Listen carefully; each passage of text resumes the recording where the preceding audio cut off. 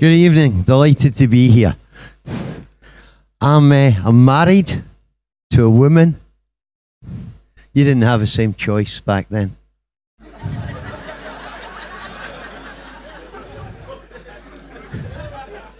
In America, they say, if life gives you lemons, make lemonade. Back in Scotland, we say, if life gives you lemons, change your life. That one's shite. And if you haven't tried it deep fried, how could you know you don't like it? Right, what was I going? Oh, as I stepped up there, you'll have noticed I've got a wee bit of a limp, right? Now, I don't know why I'm resting to speak of this. I was involved in an accident of a personal and somewhat embarrassing nature. My penis got caught in my wife's best friend. And for the ladies in the room, yes, girls, I would be the first to accept that was an avoidable accident. I did in some small way feel responsible, but it does not justify what my wife done. Because my wife went downstairs. She went to the knife drawer. She got the biggest, sharpest knife. She came back upstairs. She grabbed me with my manhood. And she cut my knob off. And you're laughing. But my wife wasn't laughing.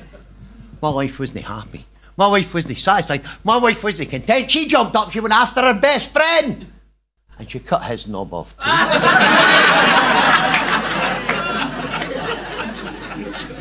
Knob gag, the evergreen of the comedy forest.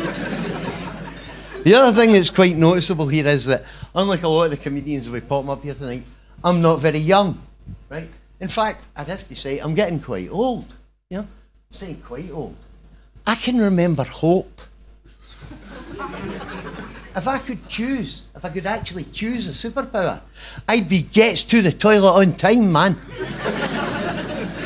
Good news, ladies. I can still get an erection. Bad news, only on a bus.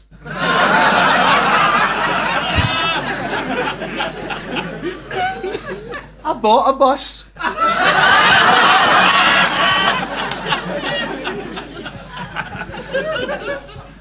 Now, you see, how are we doing for time? Because I've only got 5 minutes, 7 if I'm quick.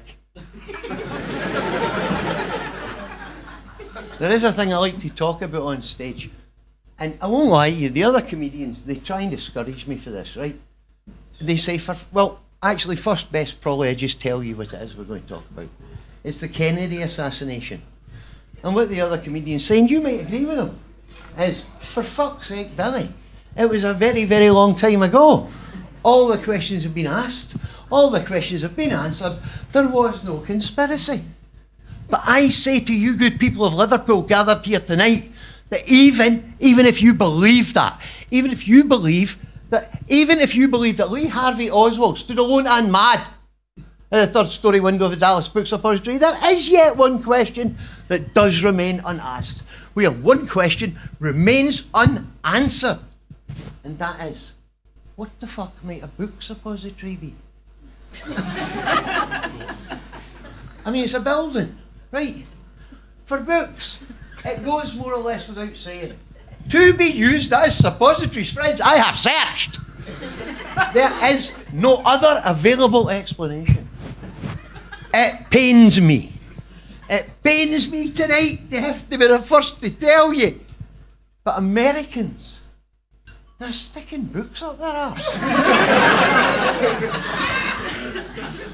And we're not talking about some small club, cult or clique of book bummers. Print jockeys. We all have a good book in us. No! Because even on the scant information we have, this fucker here is 3 stories high. And here I think we may have reached it. We may have touched it. The pinnacle of the problem Americana. Because good friends of Liverpool, it's not just that Americans are sticking books up their arse. I'm truly not convinced they're reading them first.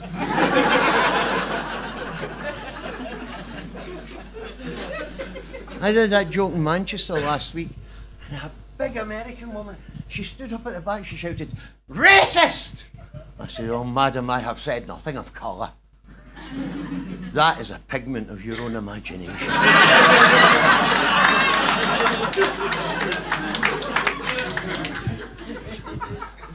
I'm going to end on a wee bit of a confession, because I'm starting to like you. The truth is, see, when I first took the stage, it was not my intention to be a comedian. I wanted to be an impressionist. And no one of the French twats with a brush. No. I wanted to do impersonations. But I am totally shit at voices. Now, over the last 5 minutes, you have proved to be a generous and supportive group of people. I know, later at the bar, somebody's going to, one of you's going to come up to you and say, Billy, for Christ's sake, how shit can you be at voices? I'm doing Michael Caine right now. Thanks for your time, people.